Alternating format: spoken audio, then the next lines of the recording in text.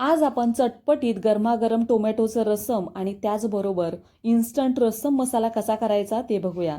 ही powder तुम्ही खूप दिवस स्टोअर करू शकता। या मसाल्यापासून जेव्हा तुम्हाला वाटेल त्यावेळेला तुम्ही झटपट आणि मस्त चविष्ट रस्सम तयार करू शकता। साऊथ स्पेशल गरमागरम रस्सम आणि त्याचबरोबर खूप दिवस टिकणारी ही पावडर कशी करायची ते बघूया। चला तर मग पटकन रेसिपीला सुरुवात करूया।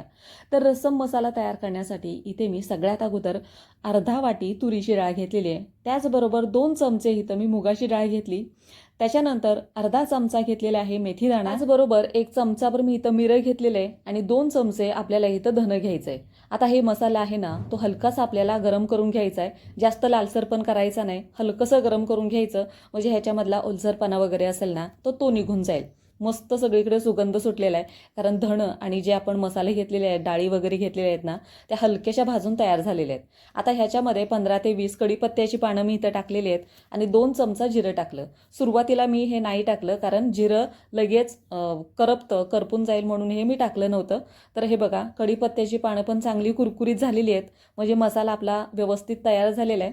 गॅस बंद केलेला आहे मी आता त्याच्यानंतर मी इथं 1 चमचाभर कश्मीरी मिरची पावडर टाकणार आहे, कारण माझ्याकडं अख्खी मिरची नव्हती त्याच्यामुळे इथं मी पावडर यूज केलेली आहे। तुमच्याकडं जर कश्मीरी मिरची पावडर अख्खी असेल ना तर ती तुम्ही इथं टाकून घ्या। त्याच्यानंतर 1 चमचाभर मी इथं घेतलेलं आहे मीठ, खडे मीठ टाकलेलं आहे। त्याच्यानंतर अर्धा चमचा हिंग वापरलेला आहे।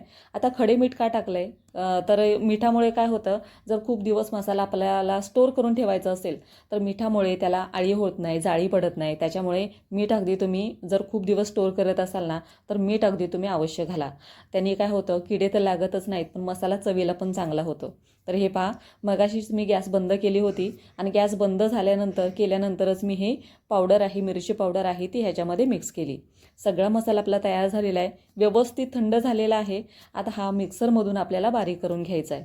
जर खूप दिवस तुम्ही स्टोअर करत असाल तर हा अशा पद्धतीनं मसाला व्यवस्थित असा भाजून घ्या आणि मिक्सरमधून छान असा हा बारीक करून घ्या। मसाला जास्त दिवस टिकवायचा असेल ना तर घेतलेलं भांडं स्वच्छ क्लीन कोरडं असावं, कारण त्याच्यामुळे काय होतं, मसाला भरपूर दिवस टिकतो। साठवणीचा कोणताही पदार्थ असू द्या, बिना पाण्याचा तो जर तुम्ही तयार केले ना तर तो खूप दिवस टिकतो। तर ही पहा, छान अशी पावडर आपण तयार केलेली आहे। आता ह्या पावडरपासून केव्हा पण तुम्ही हे रस्सम तयार करू शकता, काही वेळातच तयार होतं। आता रस्समच काय, दुसऱ्या कोणत्याही भाजीमध्ये जरी तुम्ही ही पावडर टाकलीत ना तरी छान अशी ती भाजी घट्टसर होते, शिवाय चवीला पण छान लागते। तर ही खूप दिवस तुम्ही स्टोअर करू शकता। या पद्धतीनं ही रस्सम इन्स्टंट रस्सम पावडर तुम्ही नक्की करून पहा। आता झटपट गरमागरम रस्सम कसं करायचं ते पाहूया। तर त्याच्यासाठी गॅसवरती मी इथे टोमॅटो थोडेसे हलकेसे भाजून घेणार आहे। तर 3 टोमॅटोपासून आपण हे रस्सम तयार करतोय। त्याचबरोबर मी इथे रस्सममध्ये कांदा पण टाकणार आहे। तर कांदा ऑप्शनल आहे, तुम्ही नाही टाकलात ना तरी पण चालेल, पण खास करून रस्सममध्ये कांदा मला आवडतो त्याच्यामुळे मी कांदा पण इथे घेतलेला आहे। आता हे आपण भाजून घेऊया। जर तुम्हाला असं गॅसवरती भाजायचं नसेल तर कुकरमध्ये 1 शिट्टीमध्ये हे तुम्ही शिजवून घेऊ शकता। तर छान असं आपलं कांदा आणि टोमॅटो हे भाजून तयार झालेले आहेत। आता हे थंड झाल्यानंतर ह्याची वरची साल आहे ते आपण काढून घेऊया आणि हे बारीक आपल्याला ह्याच्या फोडी करून घ्यायच्या आहेत। तर फोडी पण मी इथं केलेल्या आहेत। आता ह्याच्या अर्ध्या फोडी आहेत ना त्या मिक्सरमधून आपल्याला बारीक करून घ्यायचं आहे आणि थोड्याशा फोडी मी शिल्लक ठेवलेल्या आहेत। त्याचबरोबर कांदा पण व्यवस्थित आपण कट करून घेतलेला आहे। अर्धा कांदा मी मिक्सरमधून बारीक करून घेणार आहे आणि अर्ध्या कांद्याच्या फोडी तशाच ठेवणार आहे। तर हे व्यवस्थित आपण बारीक करून घेतलं। पाणी मी इथं वापरलेलं नाही, तर पाणी नाही घातलं ना तरी चालेल, हे व्यवस्थित असं बारीक होतं। आता गॅसवरती मी कढई ठेवलेली आहे आणि हलकंसं म्हणजे 2 चमचे इथं मी तेल टाकलेलं आहे। तेलाचं प्रमाण तुम्ही कमी जास्त करू शकता तुमच्या आवडीप्रमाणे।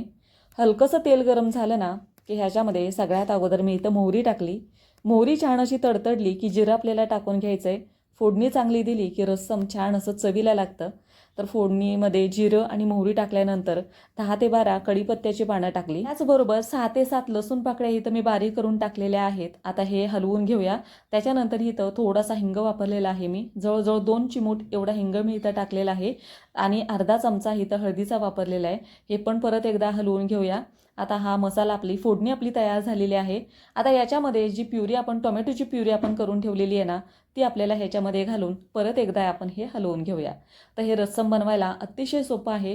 जर रस्समचं प्रीमिक्स म्हणजे पावडर जर तयार असेल ना, मसाला तयार असेल ना तर तुम्ही काही वेळातच हे रस्सम आहे ते तयार करू शकता। हे परत एकदा आपण व्यवस्थित हलवून घेतलं. आता ह्याच्यामध्ये जी आपण पावडर तयार करून ठेवली आहे ना, ती फक्त 2 चमचे मी इथं टाकणार आहे आणि त्याच्यापासून छान असं घट्टसर हे रस्सम आहे ते तयार होतं. तर हे पहा 2 चमचे मी इथं टाकली. आता हे टाकल्यानंतर तुम्हाला इतर कोणताही मसाला टाकायची गरज लागत नाही. फक्त 2 चमचे इथं घाला आणि छान असं रस्सम तुम्ही काही वेळातच तयार करू शकता. तर हे व्यवस्थित आपण हलवून घेऊया. त्याच्यानंतर चवीप्रमाणे आपल्याला इथं मीठ घालायचं आहे आणि चवीप्रमाणे लाल तिखट मी इथं घातलेलं आहे. 2 चमचे मी इथं घातलेलं आहे. तुम्ही तुमच्या चवीप्रमाणे इथं लाल तिखटाचं प्रमाण आहे ते ठेवा. त्याच्यानंतर जवळजवळ 10 ते 12 चिंचेचे तुकडे होते, त्याची प्युरी मी इथं काढून घेतलेली आहे. चिंचेचा पल्प काढून घेतला आणि तो इथं मी घातलेला आहे. आता व्यवस्थित सगळं आपण हलवून घेऊया. मसाले सगळे मिक्स केल्यानंतर आता आपल्याला इथं पाणी घालायचं आहे. तर पाणी मी इथं जवळजवळ 2 ग्लास एवढं पाणी घातलेलं आहे. तुम्ही तुमच्या आवडीप्रमाणे इथं पाण्याचं प्रमाण आहे ते कमी जास्त करून घ्या. तर पाणी घातल्यानंतर परत एकदा हे व्यवस्थित आपण हलवून घेतलं. तर बऱ्याच वेळेला काय होतं, बऱ्याच जणांना हे घट्टसर आवडतं, तर काही जणांना पातळ रस्सम आवडतं. तर तुम्ही तुमच्या आवडीप्रमाणे इथं पाण्याचं प्रमाण ठेवा. मी एवढं पातळ ठेवलेलं आहे. आता हे कडलं ना तर हे थोडंसं अजून घट्टसर होईल. आता 2-3 मिनटं झालेली आहेत. ह्याला छान अशी उकळी आलेली आहे. आता उकळी आली की जो आपण कांदा आणि टोमॅटोच्या फोडी शिल्लक ठेवल्या होत्या ना, त्या आपण ह्याच्यामध्ये घालून घेऊया. आता बरेच जण रस्सममध्ये कांदा घालत नाहीत, पण खास करून मला आवडतो ना, म्हणून मी थोडासा कांदा पण मी इथं टाकलेला आहे. तर कांदा आणि टोमॅटो टाकल्यानंतर एक गुळाचा खडा पण मी इथं टाकलेला आहे. चव बॅलन्स होण्यासाठी गुळाचा खडा टाकणं गरजेचं आहे, कारण आपण ह्याच्यामध्ये चिंच वापरलेली आहे. तर परत एकदा आपण हे सगळं व्यवस्थित हलवून घेऊया. तर ह्याच्यामध्ये तिखट, मीठ आणि गुळाचं प्रमाण योग्य आहे का नाही ते व्यवस्थित चव घेऊन पहा आणि नसेल तर थोडंसं तुम्ही इथं वाढवू शकता. तर थोडीशी मी इथं कोथिंबीर वरून टाकली. परत एकदा छान अशी ह्याला उकळी आणून दिली. 5 मिनटं व्यवस्थित कडवून घेतलं आणि रस्सम आपलं अगदी तयार आहे. तुम्हाला जर कधी भाजी बनवायचा कंटाळा आला ना, तर अशा पद्धतीनं छान असं रस्सम तयार करून घ्या. भाताबरोबर, इडलीबरोबर, डोशाबरोबर किंवा जर तुम्ही कधी मेंदूवडा बनवला ना, तर त्याच्याबरोबर खाण्यासाठी पण अगदी योग्य छान असा पर्याय आहे. तर मस्त प्रीमिक्सपासून आपण ही रस्सम काही वेळातच तयार करू शकता. तुम्हाला ही रेसिपी कशी वाटली मला कमेंट करून नक्की सांगा.